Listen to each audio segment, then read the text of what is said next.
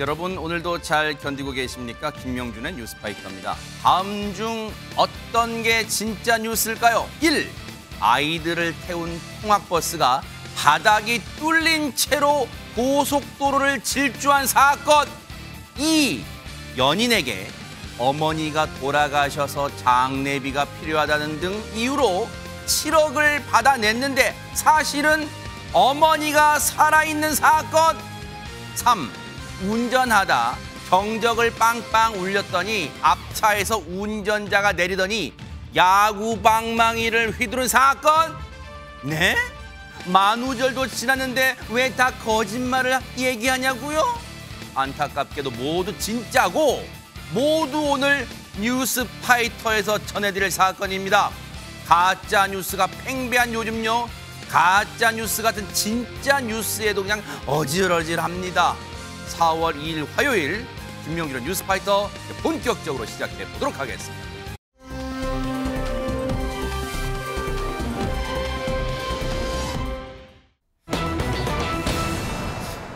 북한의 길거리는 어떻게 생겼을까? 여러분 궁금하실까요? 혹시 이담 아나운서.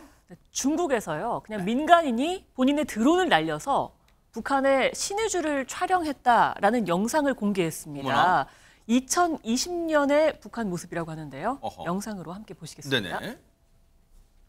지금 보시는 곳은 북한의 신의주입니다. 뭐? 시가지 전경이 한눈에 들어오는데요. 네. 높고 낮은 건물들이 빼곡한 가운데 인근에는 압록강변에 정박 중인 선박들도 보입니다.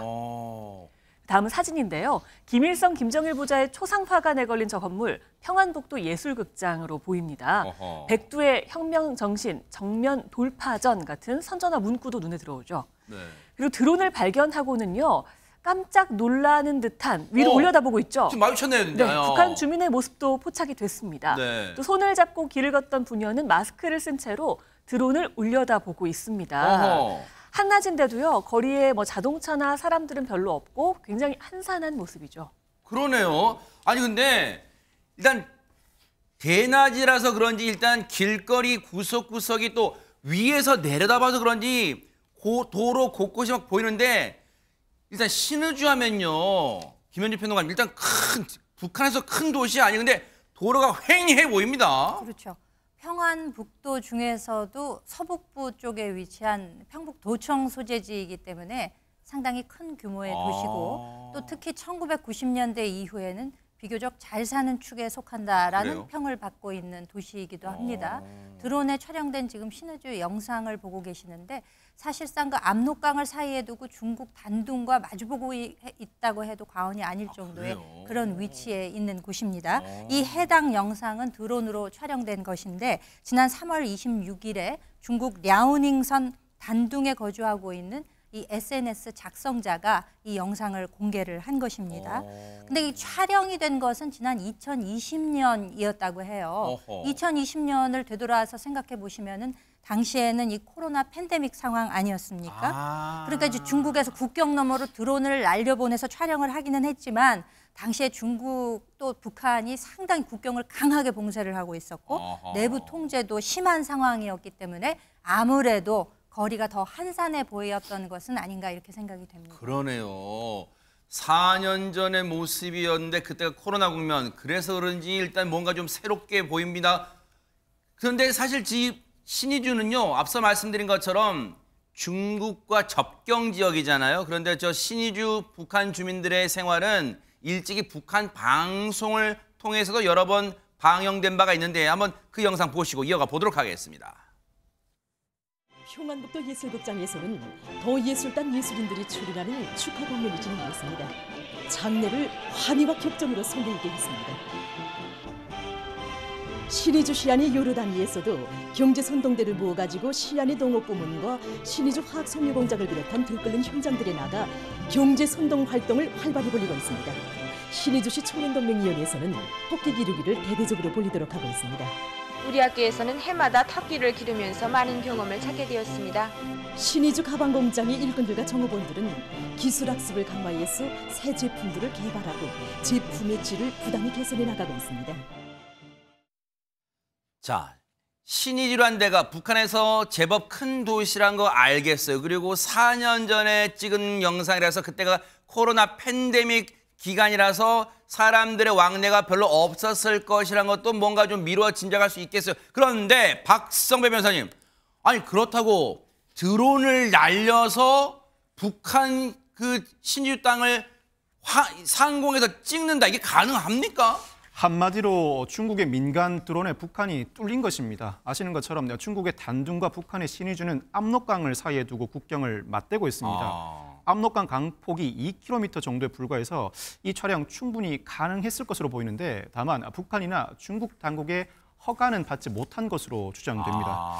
또 촬영에 쓰인 드론, 세계 최대 드론 제조업체 중국 DJI 제품으로 추정되는데 최고 고도가 120m에 이른다고 합니다.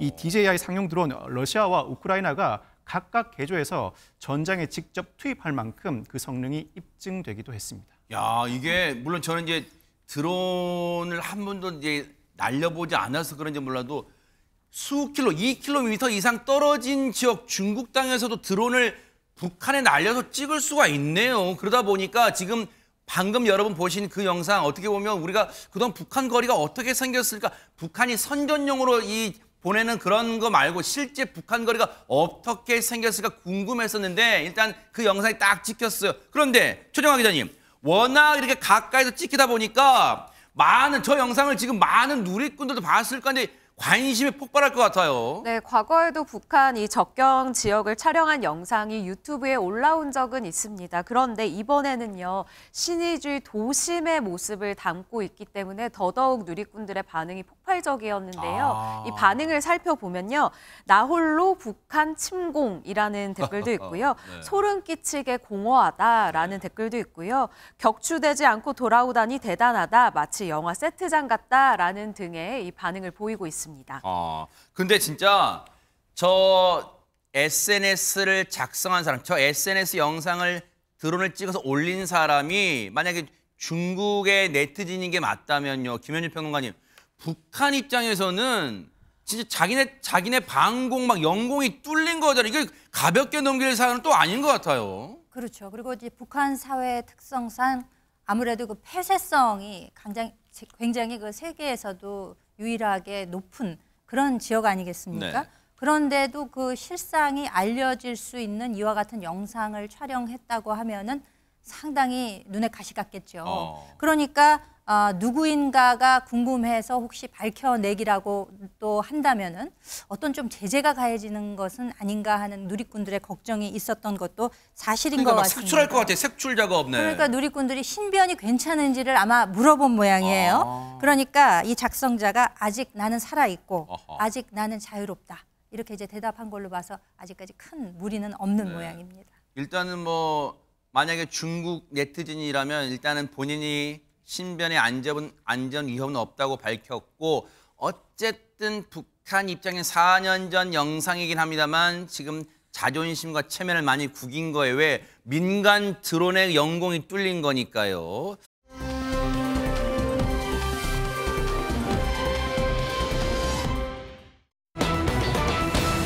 최근에 배우 황정음 씨 얘기 들으셨을 거예요. 남편분과 이제 이혼 소송 중이다, 이제 뭐 그런 얘기는 전해드린 바가 있는데, 최근에 한 방송에 나와서, 예능 방송에 나와서 거침없는 발언들을 쏟아냈다면서요, 최정화 기자님. 우회적으로 저격을 했다라고 해석을 하면 좋을 것 같은데요. 네. 일단 황정음 씨의 이 결혼에 대해서 한번 짚어볼 필요가 있을 것 같습니다. 네. 2016년에 프로골퍼 출신 사업가 결혼한 황정음 씨의 이혼 소식, 사실 이번이 두 번째인데요. 2020년 9월에도 이혼 조정 신청서를 냈다는 보도가 있었지만 이듬해 재결합을 했습니다. 네. 그리고 둘째 아들이 탄생했다라는 이 소식이 나와서 이 부부가 이 싸움을 극복하고 다시 잘 사는구나라고 이제 팬들이 안심을 했는데, 앞서 올해 2월입니다. 2월에 또다시 이 남편과의 이혼 소송이 진행 중임을 알린 건데요. 이 최근에는 SNS를 통해서 남편을 저격하는 듯한 사진과 게시글들을 올리기도 했습니다.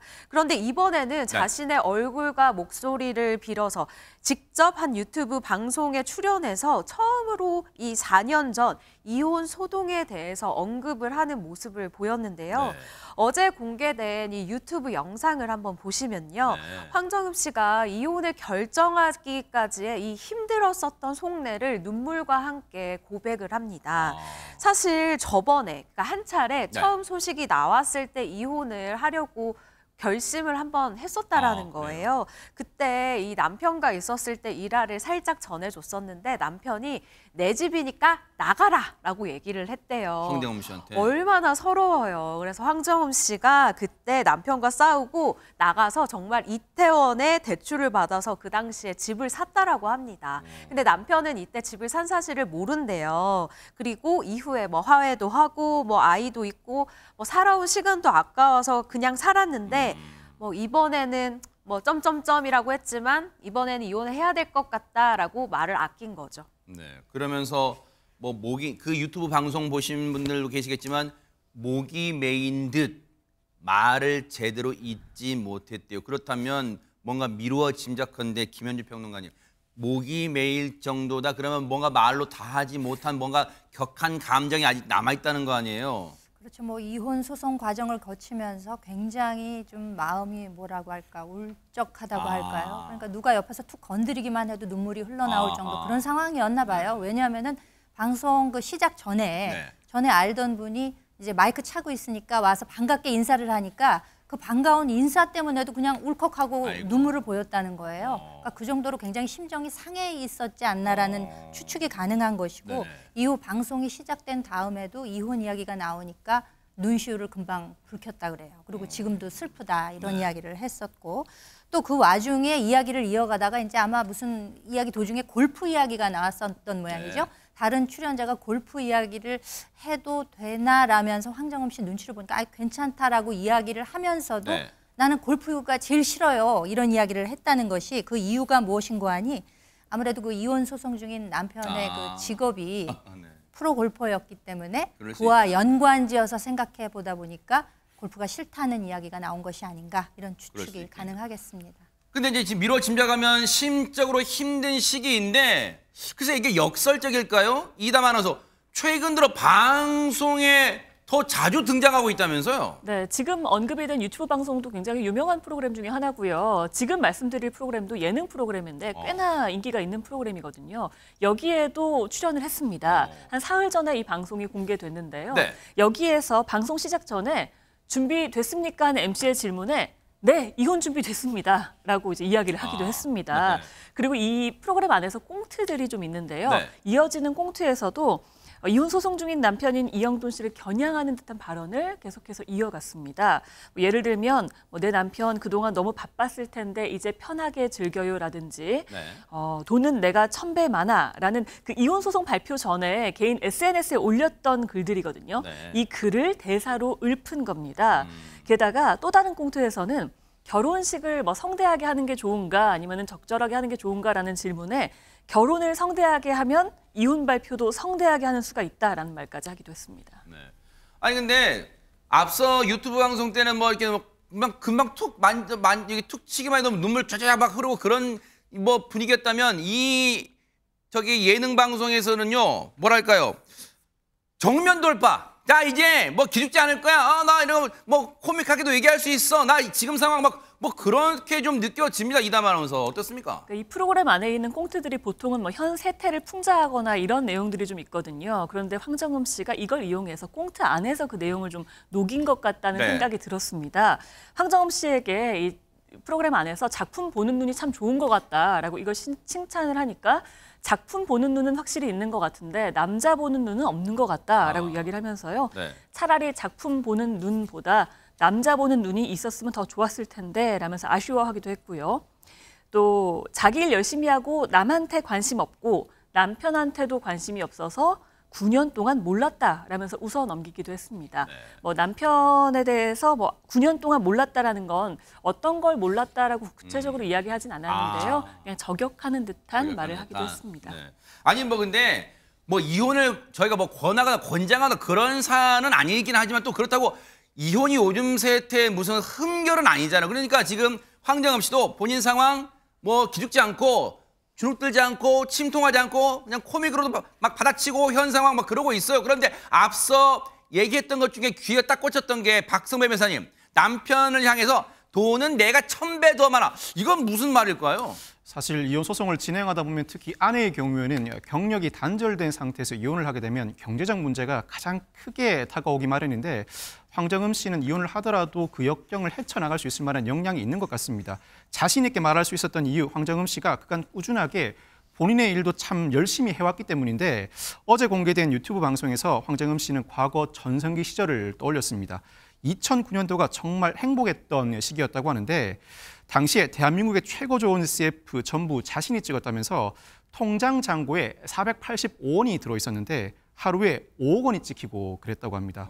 그러면서 다음 날 일어나면 또 2억 원이 찍히고 얼마나 꿈 같았겠냐고 부연 설명을 했습니다. 꿈 같은 얘기인데요, 저희가 듣기에도. 그런데 어쨌든 나 한때 잘 나갔어. 그러니까 재력은 난 솔직히 지금도 뭐 걱정할 정도는 아니야. 뭐 그런 얘기를 애둘러 한 것 같아요. 돈은 내가 1000배 더 많아. 이렇게 막 저격하기도 했는데, 김현재 평론가님, 사실 앞서도 말씀드렸지만 이혼이 요즘 세태는 무슨 흠결은 아니에요. 뭐 순결 사안도 아니에요. 근데 혹시 이번 이혼을 통해서 뭐 이혼 소송 중이라니까 뭐 이혼 소송은 그대로 진행이 될 거고 개인적으로 이제 잘 할 거고, 이번 이혼 소송을 통해서 황정음 씨 개인적으로는 뭐 인생의 전환점 될 수 있는 거예요, 그러면?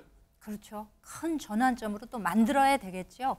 본인이 뭐 눈물을 뚝뚝 흘리고는 하지만 그래도 생각해 보기에 그렇게 나는 슬프지는 않았다라고 이야기를 하고 있거든요. 왜냐하면 2020년에 이미 내가 마음을 접었었다. 이렇게 이야기를 하고 있기 때문에, 그래서 진정한 슬픔은 어느 정도 이제 우리가 이제 가늠할 수는 없겠습니다만, 오히려 이렇게 이혼 발표를 하고 난 이후에 주위 분들로부터 너무나 많은 응원을 받고 있다는 거예요. 실제로 뭐 내가 뭐 그렇게 특별한 사람도 아니건만 많은 분들이 이렇게 저한테 위로를 해주고 힘을 주시니 더 앞으로 뭐 열심히 살아야 되겠다라는 생각을 하지 않겠습니까? 네. 얼마 전에는 아기를 데리고 이제 택시를 타고 내렸는데 그 택시 기사분이 황정음 씨 화이팅 하고 위로를 해줬다는 거예요. 그리고 또 백화점에 들어가가지고 뭐 거기 이제 여러 그 가게 사장님들 계시잖아요. 그분들도 일일이 정음 씨 화이팅 이렇게 얘기를 해줘서 아, 이런 것들에 대해서도 모두 감동을 느끼고 아마 더 열심히 살아야 되겠다라는 그런 다짐을 하지 않았을까 싶습니다. 야, 이런 거 하면 이제 흔히 최정화 기자님 보통 그런 얘기 하잖아요. 참 황정음 씨가 인복 많다, 인생 잘 살았다. 왜 주변에서 이렇게 많이들 응원하네요, 진짜. 네, 맞습니다. 잘 털고 일어나는 모습입니다. 실제로 공식 석상에도 아주 씩씩하게 나오는 모습이었는데요.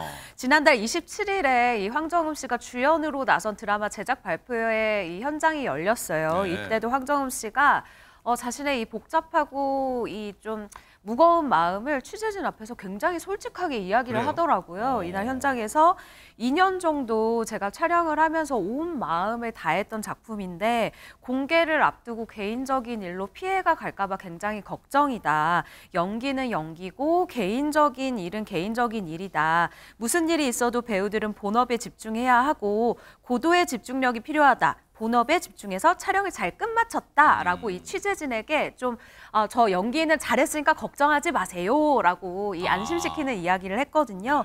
그런데 또 31일에는 SNS를 통해서 근황을 알렸습니다. 오늘부터 명상을 시작했다라고 하는데요. 이 특유의 그 명랑한 글이 있어요. 그럴까요? 지금 나에게 일어난 모든 일은 가상현실이다. 좋은 것도 나쁜 것도 없다라면서 이 굳은 다짐을 내비쳤습니다. 네.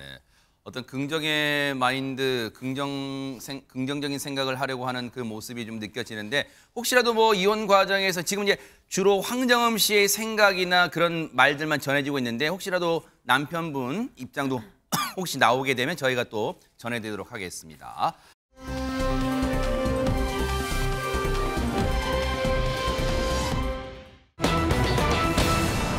제목 보세요. 정말로 공포감이 느껴지는 제목입니다. 최정화 기자님. 네, 바로 어제가 만우절이었잖아요. 보고 나서도 이 두 눈을 의심할 만한 이 상황이 벌어졌습니다.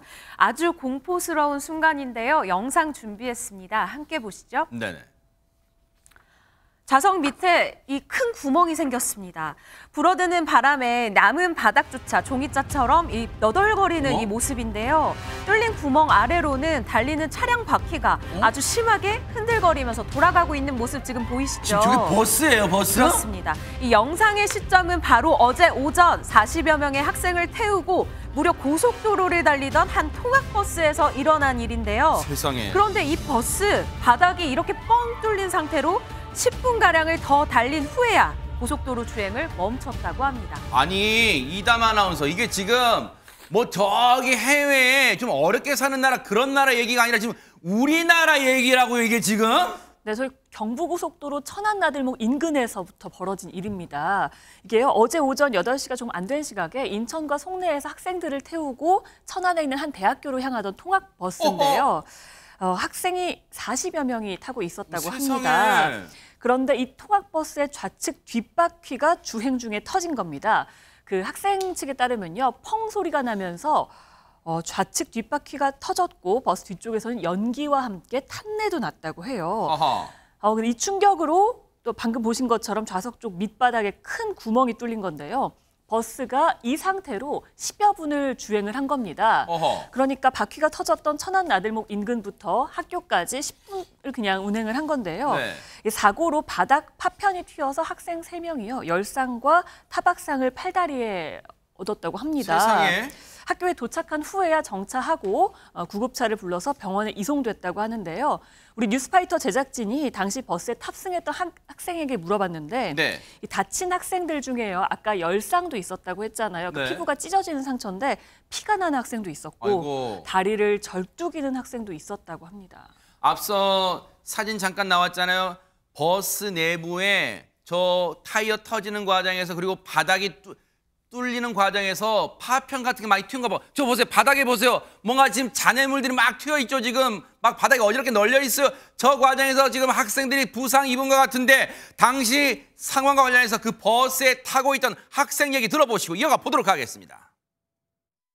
아침이라서 사람들 다 자고 있었는데 갑자기 뭐가 펑 하고 터지더니 제 얼굴로 이게 파편이 막 튀어가지고 무슨 일인가 하고 봤는데 제 앞자리에서 바닥이 뚫린 상태로 그냥 계속 가고 있길래 여기 뒤에 사람 다쳤다고 멈춰서 봐야 될 것 같다 이렇게 말씀드렸는데도 학교 가는 게 우선이라고 먼저 계속 가셨어요. 그냥 불안했던 것 같아요. 저도 무서워가지고 어떡하지 막 하면서 다들 횡설수설했어요. 무서워서 큰 버스 더 못할 것 같아요 이제. 아니 이게 지금 말이 됩니까? 듣고도 믿기지가 않아요. 왜냐하면 박성배 변호사님 학생들이 분명히 이거 밑이 뚫렸어요. 바닥이 뚫렸어요. 이거 멈춰야 될 것 같아요. 여기 다친 사람도 있어요. 그런데도 버스 기사는 안 멈췄대요. 차를. 뉴스파이터 제작진의 취재 결과에 따르면 사고 직후에 학생들이 여기 다친 사람이 있다고 알렸지만 버스 기사는 지금 멈출 수 없다는 답변만 했다고 합니다. 고속도로를 빠져나온 후에 빨간불에 버스가 잠시 멈췄는데 이때 또다시 내려달라고 소리쳤지만 버스 기사는 학교에 빨리 가야 한다. 학교 가는 게 먼저라면서 문을 열어주지 않았다고 합니다. 물론 고속도로를 빠져나와서 얼마 안 가서 학교에 도착은 했는데 결국 버스는 학교 도착 후에야 정차해서 문을 열어줬다고 합니다. 듣고도 어처구니가 없어요. 학교 가는 게 무슨 우선이에요? 아이 학생들 안전이 우선이 사람 생명이 우선 아니에요? 아니 버스 기사는 왜 차를 못 세웠을까? 갓길에 비상등켜고 일단 세워야 될 거 아니에요 지금? 이 버스 기사의 말을 들어보자면은 지금 출근 시간이었기 때문에 고속도로 상에서 정차할 곳을 찾지 못했다라고 설명을 했다고 합니다. 네. 그러니까 그 학생들은 계속 세워달라고 요구를 했음에도 불구하고 적당히 세울 곳을 찾지 못하니까 그냥 아마 학교로 갔던 모양입니다. 이게 적당한 설명이 될지는 모르겠으나 어쨌든 버스 기사의 입장은 그러합니다. 네. 학교 측은 이 피해 학생들의 회복을 돕겠다고 나섰고요. 학교 홈페이지를 통해서 공지사항도 올렸습니다. 이 통합 버스 업체를 대상으로 해서 안전 점검이 제대로 이루어졌는지 확인을 하고 또 피해 학생들의 회복을 위해서도 적극 돕겠다. 이런 방침을 밝혔다고 합니다.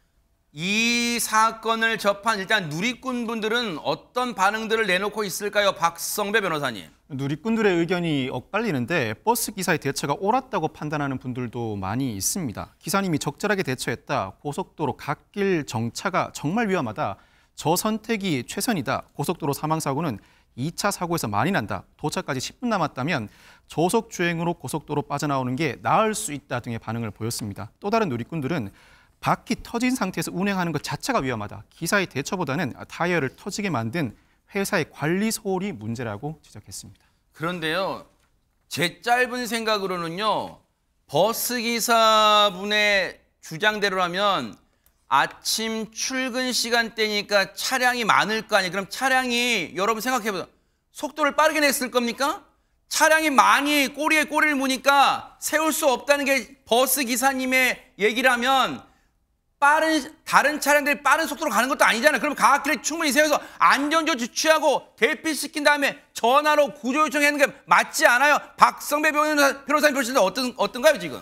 고속도로에서 저속 운행을 할 수밖에 없는 상황이었는지는 사고 당시를 면밀하게 조사해 봐야 할 것 같고, 적어도 고속도로를 빠져나온 이후에는 일반 차로에서는 정차해서 안전조치를 취해줘도 무리가 없었을 것으로 보이는데 그 판단이 적절했는지는 사고 당시의 상황을 면밀히 분석해 봐야 할 것 같습니다. 그러면 저 차량의 앞뒤에 블랙박스도 보이고 막 그 주변 차량 블랙박스 다 봐야 된다는 거예요? 어떤 것입니까? 전체적으로 그 상황을 지켜봐야 할 것 같고, 특히 이 사고의 경우에는 학생들이 일부 부상을 입었는데 교통사고로 볼 수 있는 상황이어서 버스 공제조합에 가입되어 있다면 처벌은 불가능하겠지만 경찰에 입건돼 사안 자체에 대한 수사는 충분히 진행할 만한 상황으로 보입니다. 근본적인 문제는 타이어가 터진 상황인데 이 영업용 차량에 대해서는 관리 감독이 더 절실하게 요구됩니다. 화물 자동차의 경우에는 화물 자동차 운수 사업법이 개정되면서 운수 종사자뿐만 아니라 운송 사업자도 화물 추락 방지 의무를 위반할 경우에는 가중 처벌하는 규정을 두고 있고, 사실 화물 자동차의 경우에는 적재물뿐만 아니라 부품이 이탈해서 다른 사고를 유발하는 경우가 상당히 많아 부품 이탈에 대해서도 관련 규정을 정비할 필요가 있습니다. 더 나아가서 이 통학버스처럼 고속버스 등 버스의 경우에도 영업용 차량이죠. 많은 승객을 태우고 수시로 운행하는 차량인 만큼 일반적인 다른 자동차와 달리 관리감독 의무를 소홀히 했을 때 형사처벌하는 규정은 그동안 논의 단계를 벗어나서 이번에는 정비할 필요가 있어 보입니다. 피해 규모가 이만했기에 이 정도에 그쳤기에 천만다행이고요. 반드시 이 사건에 대해서는 경찰이요, 반드시 명명백백하게 원인과 그 과정에서 혹시 뭔가 잘못은 없었는가 꼭 들여다봐 주시기 바랍니다.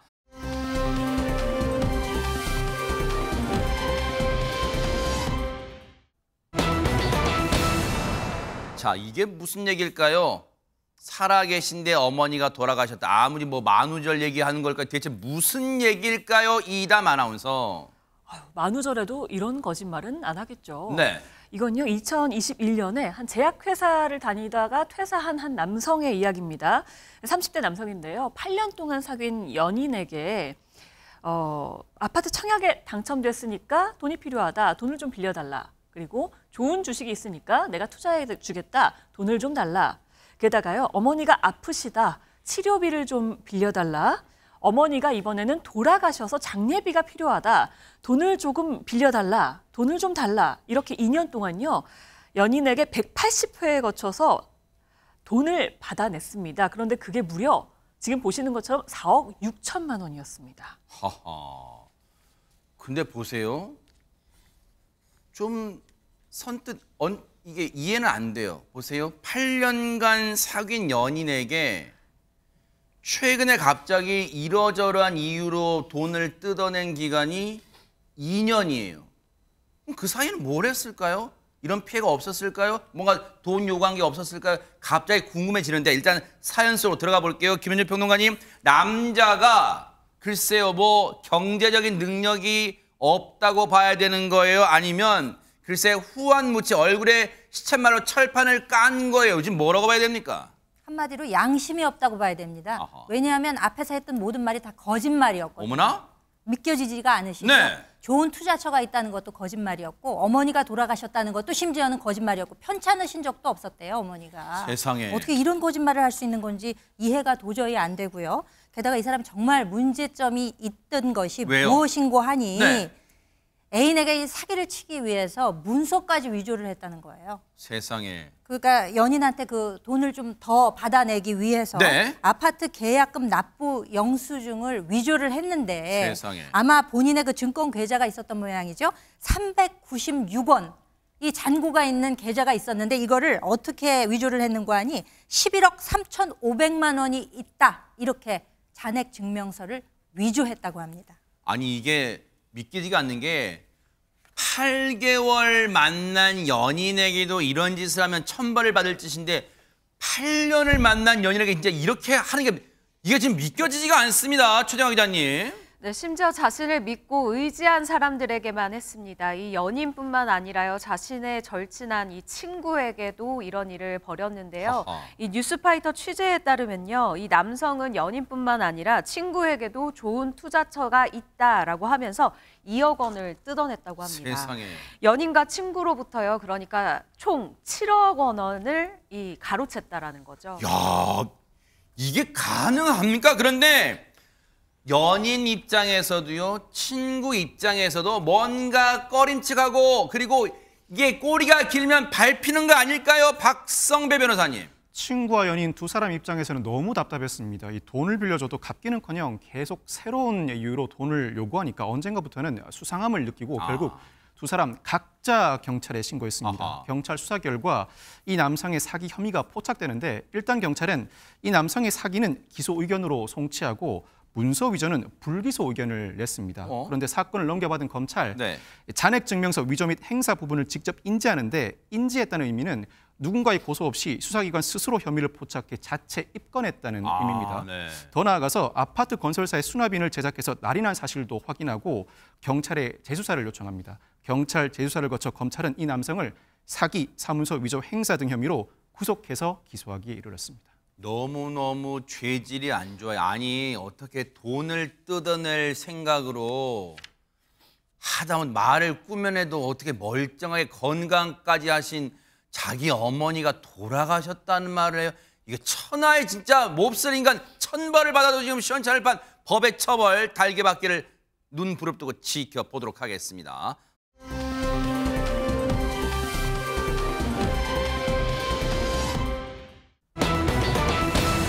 아니 만우절 지났는데 오늘 거짓말 같은 제목이 왜 이렇게 많아요? 이담 아나운서. 도로 한복판에서 야구 방망이라뇨. 대체 이게 무슨 말인가 했는데요. 정말 말 그대로입니다.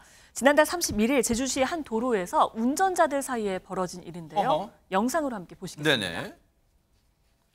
차에서 내린 앞차 운전자가 트렁크 문을 열더니요. 갑자기 어머. 야구 방망이를 꺼내듭니다. 어머머. 그러고는 저 방망이로 뒤차 운전자를 향해 휘둘렀는데요. 오. 야구 방망이 트렁크에 내려놓는가 싶었는데 다시 잡아들고 저렇게 오호. 뒤차 운전자를 마구 폭행합니다. 세상에. 대체 무슨 일인 걸까요? 아니 이게 무슨 아니 너 보고도 지금 광경을 보고도 믿을 수가 없어요. 김현주 평론가님. 그러니까요. 야구 방망이를 휘둘렀다고 하는 이 폭행 사건이 일어난 것은 지난달 31일 오후 1시 50분경이었고 아하. 더군다나 많은 사람들이 지나다니는 시내 한복판이었다고 아. 합니다. 근데 이 이유가 황당한 것이 왜요? 뒤에서 경적을 울렸다는 것이라는 거죠. 빵빵 됐다고? 그렇죠. 그러니까 운전 중에 경적 소리에 이제 시비가 붙었고 두 사람이 내려서 언쟁을 벌이다가 트렁크를 열고 그냥 야구 방망이를 꺼내서 휘둘렀다는 거예요. 세상에. 목격자에 의하면은 그냥 언쟁하다가 너무나 자연스럽게 트렁크를 열었고 야구 방망이를 꺼냈고 휘둘렀고 어머, 폭행을 세상에. 했다는 거죠. 또 피해자분의 경우에는 계속 막으면서 피하기는 했지만 폭행을 완전히 피하지는 못했던 모양입니다. 아니 일반적인 사람 생각으로 운전자 생각으로 뒤차가 경적 좀 울렸다기로서니 갑자기 트렁크에서 야구 방망이 꺼낼 생각 합니까? 경찰 얘기 들어보시고 이어가 보도록 하겠습니다. 그 앞에 차가 끼어들어서 경적을 울렸더니 욕하고 야구 방망이로 때리고 한다고 신고가 들어왔고 동시다발적으로 그 시간대에 신고가 많이 들어왔었습니다. 싣고 다니냐고 물어는 받고 본인 변명은 해안도로를 가다가 주웠답니다. 아니 운전하다가 앞뒤차 운전자끼리 언쟁하는 경우는 뭐 종종 봅니다만 아니 야구 방망이가 이게 웬 말입니까, 박성배 변호사님? 이 사건 당시에 경찰이 5건이 넘는 동일 신고가 잇따라 접수되면서 코드 제로가 발령됐습니다. 이 차 안에 있던 피해자의 아내도 신고 전화를 했다고 하는데 112 신고는 그 다급성에 따라서 총 5단계로 나뉘어지고 네네. 코드 제로가 가장 다급한 상황입니다. 아하. 예를 들어 신고 중에 비명 소리가 들리면서 전화가 급하게 끊겨버린다거나 아하. 눈앞에서 누군가가 납치된 상황에서 발령되는 것이 코드 제로입니다. 네. 지구대 파출소 경찰뿐만 아니라 경찰서 형사까지 현장에 출동해야 하는 상황인데 야구 방망이를 휘두른 20대 남성 현장에 출동한 경찰의 현행범으로 체포됐습니다. 이 차 운전자는 40대 남성인데 이 손가락과 팔에 열상과 타박상을 입어서 병원에서 치료를 받았다고 합니다. 이 피의자는 경찰 조사에서 뒷차가 경작을 울려서 화가 나 범행을 저질렀다고 진술했습니다. 어이고. 이 트렁크에 야구 방망이가 왜 들어있는지 물어봤더니 그러니까요. 해안도로를 가다가 주웠다고 답을 했다고 합니다. 세상에. 이 경찰은 피의자를 특수상해 혐의로 입건하고 정확한 범행 동기를 수사 중인데 구속영장도 신청했습니다.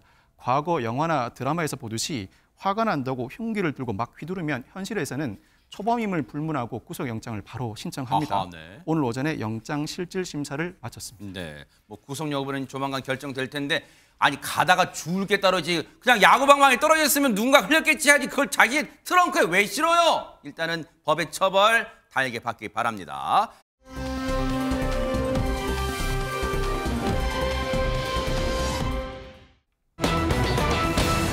자, 분위기 바꿔봅니다. 드디어 오늘 밤 축구 열기만큼 뜨거운 한일 트롯 대결, 한일전 대박 사건 벌써부터 시간 좀 빨리 갔으면 좋겠다. 다만 뉴스파이는 꼭 보셔야 돼요. 이담 아나운서. 네, 지금까지 이런 음악쇼는 없었습니다. 정말 보신 것처럼 한일전 축구전보다 또 야구에서의 한일전보다 더 뜨거울까요? 굉장히 아하. 뜨거울 네. 트로트 한일전이 드디어 오늘 밤에 열립니다. 영광의 한일 국가대표 탑7의 면면이 공개됐는데요. 네. 태극기를 들고 나올 때 정말 가슴이 웅장해집니다. 네. 어떤 각오를 썼을지 영상으로 보시겠습니다. 네네. 전이잖아요. 그래서 이겨야 된다고 생각합니다. 日本の歌姫の歌唱を見せつけてやる 한국의 힘을 제대로 보여드리겠습니다. もう精一杯に勝ち取っていこうっていう気持ちはすごくあります。 즐기는 마음으로 무대를 부셔버리겠습니다. 日本から来たので負けれません.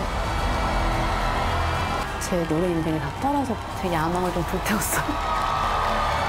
一緒に対決するのすっごい緊張してるんですけど負けないぐらい頑張ります. 가슴에 태극기를 안고 멋지게 해내겠습니다. 私しかできない最高のパフォーマンスをお見せしたいと思います. K-트롯 악기로 일본 팀을 제압할게요. 日本の代表として今回来ているので絶対に勝ちたいと思います. 온 힘을 다해서 싸워서 이길 겁니다. 一人残らず涙を流していただけるように歌いたいと思います. 와, 자국의 국기를 딱 등에 메고 업고 해서 그런지 몰라도 각오가 정말 남다릅니다. 최정아 기자님. 네, 음악으로 한일전이라는 것은요. 제가 생각할 때 정말 세계 방송 역사상 최초다라고 할 수 있는데요. 네. 양국의 문화 교류다, 뭐 K-트로트의 저변학대다. 이런 좋은 의미를 다 떠나서 그냥 대박 사건입니다. 대박 사건이 진짜네. 네, 현역 가왕에 이어 이 한일 가왕전 MC를 맡은 신동엽 씨의 이야기에 좀 주목해 볼 필요가 있을 것 네. 같은데요. 신동엽 씨가 첫 녹화를 끝내고 이런 이야기를 전했어요. 뭔데요? 첫 녹화 때 이러다가 진짜 싸우는 거 아니야? 라는 생각이 들었다는 거예요. 처음에 서로 기분 좋게 악수하고 시작한 녹화였는데 시작한 지 1시간도 안 돼서 한일 양국 가수들 간 신경전이 너무 팽팽해지면서 잠깐 녹화를 중지하는 이 그 중단하는 정도로요? 해프닝도 벌어졌다.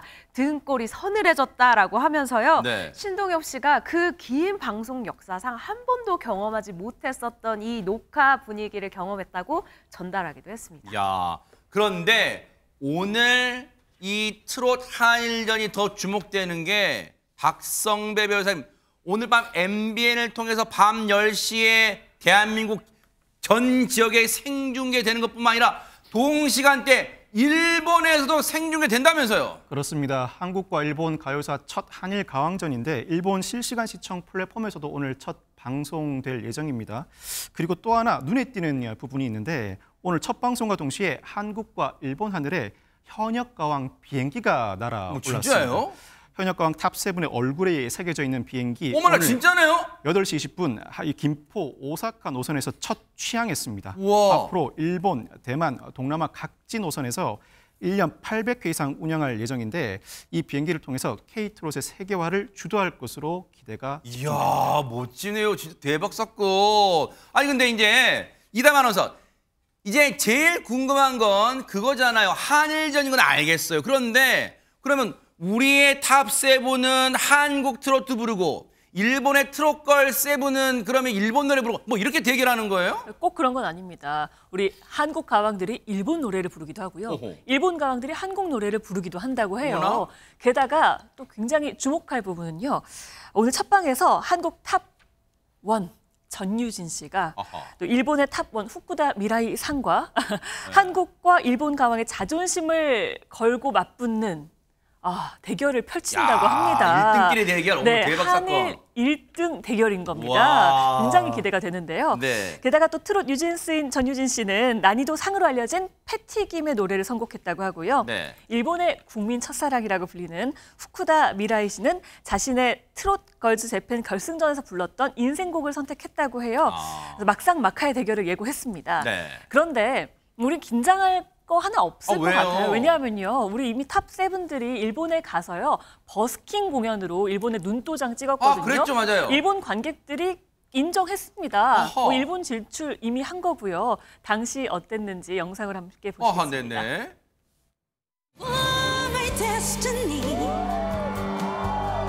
너무 좋다. You are my destiny. You are my everything. 그때만 보면서 이렇게 소리 없이 불러봅니다. 자, 고니치와 한국으로 도로토라쇼 와이신데스. 우떼야 때때때 대박이야. 세세세세카이 노미나사마 대박이야. 세로때 대박 보이죠? 아차코차 왔다리 대박이야. 사위미 사비시 사와 기라와시대 오이타를 고호도노 하리 오나지만 로디 구리카이시대 이다 사위미 그치가 세월이 나가라 후다리 너도 기어다이네 마다와스라츠 아타타메 타타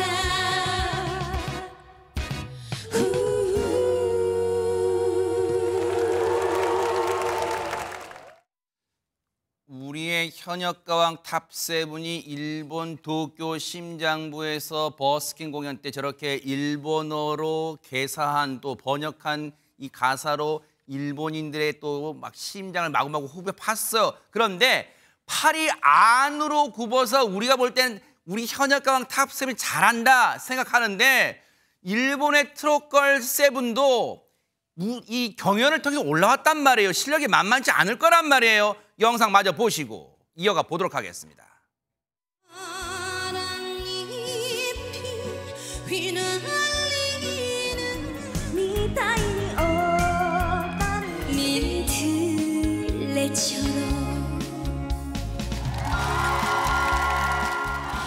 이 세상에 믿었다 물론 나도 믿었다 이 하루도 가던 길 그냥 떠나시 왜 돌려요 잃어봐 제발 넘지 않는 삶이 되길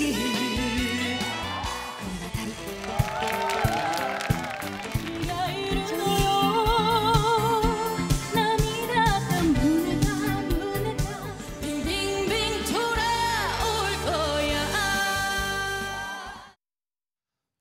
지금 각 우리의 현역가왕 탑7과 일본 트롯걸 이 탑7의 무대 짧게씩 봤지만 정말로 우열을 가리기가 쉽지는 않을 것 같다 이런 생각도 드는데 이제 뚜껑을 열어봐야 되는 거예요. 그런데 이런 생각 들어요.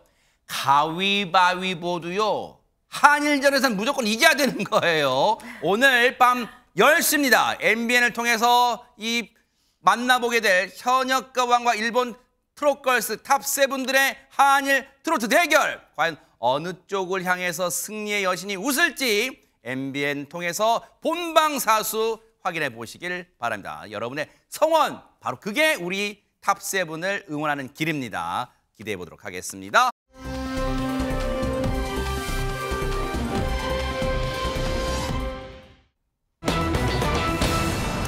자, 단서는 밥을 안 먹었다. 이 제목 가지고는 뭔가 알쏭달쏭합니다. 최정화 기자님. 네, 지난달 3월 14일입니다.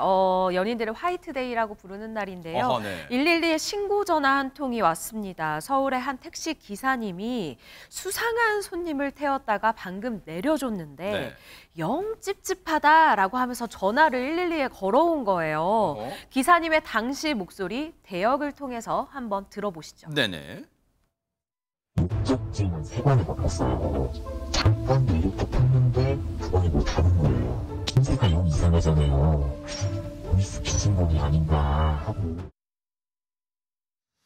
아니 근데 그냥 또 바쁘고 그러면요. 이남 아나운서 택시기사님이다 보니까 바쁘고 그러면 지나칠 수 있는데 뭔가 낌새가 영 이상했나 봐요. 그러니까요. 목적지만 3번 바꾸고 뭔가 굉장히 이상했던 모양입니다. 네. 그런데 좀 이상해도 그냥 지나칠 수 있지만 신고를 해주신 거죠. 아하. 그리고 경찰이 바로 출동을 했습니다. 네. 영상을 보시겠습니다.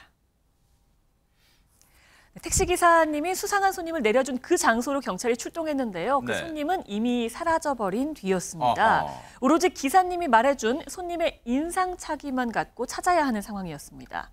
바로 그때 기사님은 손님이 내리기 전에 했던 말 한마디를 떠올렸는데요. 바로 뭔데요? 밥을 안 먹었다였습니다. 경찰은 그 단서 하나로 인근 식당을 뒤지기 시작합니다. 네. 식당 주인들에게요. 찾는 사람이 인상착의를 말하면서 왔었냐고 물었습니다. 아하. 하지만 좀처럼 봤다는 사람은 나오지 않았습니다. 아니 저게 단서라고 그 사람이 밥을 안 먹었답니다. 물론 택시기사님은 그거 하나라도 이제 소중하게 들은 걸 말씀해 주신 거지만 그것만 가지고 식당 일대를 찾는다는 게 마치 모래사장에서 바늘 찾기, 서울에서 김서방 찾기 뭐 그런 거 아니겠어요? 어떻게 찾을까요? 관련해서 경찰 얘기 들어보시고 이어가 보도록 하겠습니다. 배가 고프다라는 말을 하고 내렸다 이런 진술이 있어서 신고 시간이 오후 2시가 넘었어서 내려가지고 바로 밥을 먹지 않을까 하는 생각에 밥집, 뭐 카페, 베이커리 이런 위주로 사람이 들어갈 수 있을 만한 상가 위주로 저희가 다 수색해서. 아니 물론 촉을 막 발동한 건 좋아요. 그런데 그 뭔가 낌새가 이상한 사람, 수상한 사람이 굶을 수도 있고 뭔가 편의점에서 그냥 간단하게 뭘 사서 길거리에서 먹었을 수도 있고 뭔가 지금 가능성이 여러 가지인데 이걸 어떻게 찾아요, 이담 아나운서? 그래도 지푸라기라도 잡는 심정으로 그 단서 하나 갖고 거기 식당이 한두 개겠습니까? 식당 이곳저곳을 다 찾아다녔습니다. 우리 경찰이 그리고 그냥 경찰입니까? 역시나 포기하지 않고 수색과 탐문을 이어갔습니다. 영상 함께 보시겠습니다. 어떻게 했을까요, 네?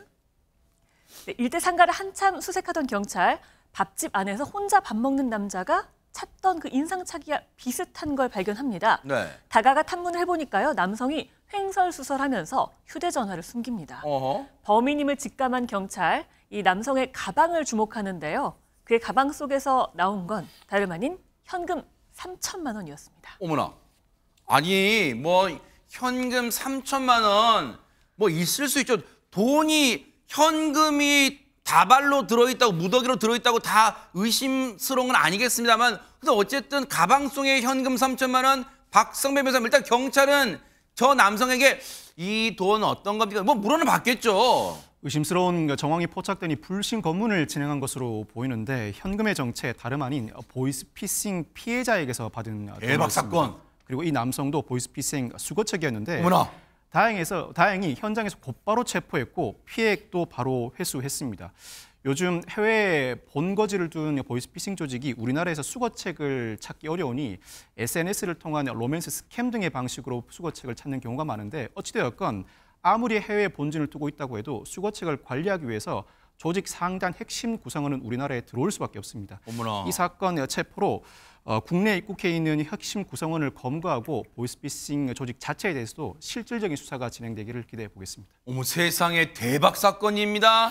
저 몹쓸 남성을 체포한 경찰 얘기 들어보시고 이어가 보도록 하겠습니다.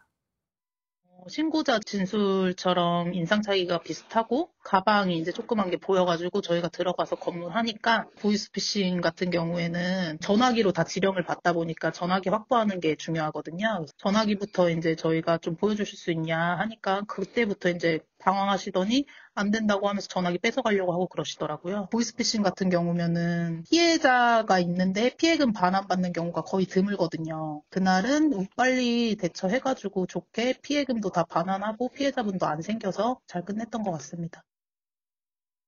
대박 사건입니다. 정말로 경찰분들이 촉과 기지를 발휘한 덕분에 보이스피싱 물론 수거책, 상부 조직이긴 아니긴 합니다만 수거책을 현장에 잡았고 피해액도 다 회수하고 피해자도 없이 다 마무리 잘했어요. 그런데 거슬러 올라가 보면요. 저 수상한 남성이 그 행동을 놓치지 않고 곧바로 신고해 주신 택시 기사님 덕분 아닌가 그런 생각해봐요. 그러니까 경찰분들도 그 택시 기사님 꼭 수소문해서 감사장, 표창장이라도 꼭 드렸으면 어떨까 하는 생각해보고요. 정말로 촉을 발동해 주신 우리 서울 신풍지구대 김다윤 경사님을 비롯한 동료 경찰관 여러분들 정말 감사의 박수를 뉴스파이터가 시청자 여러분 대신해서 보내드리겠습니다. 고맙습니다.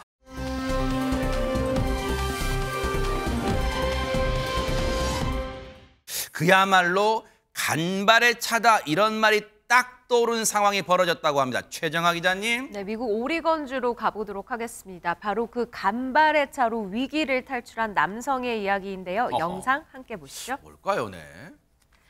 한 남성이 여유롭게 상점 문을 열고 들어갑니다. 문이 닫히는 그 순간 지금 뭔가가 휘리릭 이렇게 날아와 어머나! 상점 외벽에 그대로 박히는데요. 그 정체는 바로 가로 1.2m 길이의 원형 톱날이었습니다. 당시 이 충격이 얼마나 컸던지 굉음과 함께 상점 전체가 흔들릴 정도였다고 하는데요. 정말 몇 초만 늦었어도 아찔한 상황이 벌어졌을지 모릅니다. 그야말로 천운이네요. 야, 지금 저 보세요. 소리. 우와! 대박 사건. 진짜 야, 간발의 차라는 표현이 이렇게 딱 들어맞는 경우 진짜 난생 처음 보는 것 같아요. 김현재 평론가님 진짜. 그러니까 이 사람은 극적으로 목숨을 구했잖아요. 와. 그러니까 그 충격이 아마 너무 심했던 모양입니다. 밤새도록 울었대요. 그리고 사람이 너무 기가 막히면 말문이 턱 막히잖아요. 세상에. 말문 떼놓을 때까지 상당히 시간이 걸렸다고 합니다. 아이고. 그러니까 본인이 살아있는 것에 감사하다고 하면서 이 톱날이 벽에 구멍이 날 정도로 거대한 1.2m 지름의 톱날이었기 때문에 오싹합니다. 보세요. 보세요. 이제 문 딱 닫히고 거짓말처럼 다 나가. 와, 대박 사건. 네, 말씀하시죠. 네, 그래서 만약에 이 톱날에 맞았다면 정말 자기는 목숨을 구하지 못했을 것이다. 어머나. 이런 소회를 밝히기도 했다고 합니다. 네, 정말로 간발의 차였고 저 톱날이 팡 박히니까 가게 전체가 심하게 흔들렸던 게 내부 CCTV에 또 포착이 됐어요. 그런데 제일 궁금한 게 박성배 변호사님, 저 거대한 수의 톱날이 어디에서 날아온 거예요? 이 경찰 조사 결과 문제의 톱날 인근 건설 현장에서 떨어져 나왔다고 합니다. 어머나. 이 관계자는 볼트 누락으로 톱날의 고정이 느슨해진 것 같고 작업자의 실수가 있었을 수도 있다고 설명하고 있는데 그냥 넘길 수 있는 사안이 아닙니다. 어허. 경찰은 이 사고에 대한 책임이 누구에게 있는지 조사를 진행 중입니다. 하마터면요, 대형 참사 벌어질 뻔했어요. 저게 만약에 사람들이 많이 모였던 광장이었다고 생각해보면 정말 이건 참사예요. 남의 나라 얘기는 하지만 이건 반드시 그 나라에서도 해당 사고 원인 밝혀주시길 바랍니다. 가장 빠른 현장 중계, 정확한 분석으로 총선 개표 방송을 준비했습니다. 대표 방송은 역시 MBN.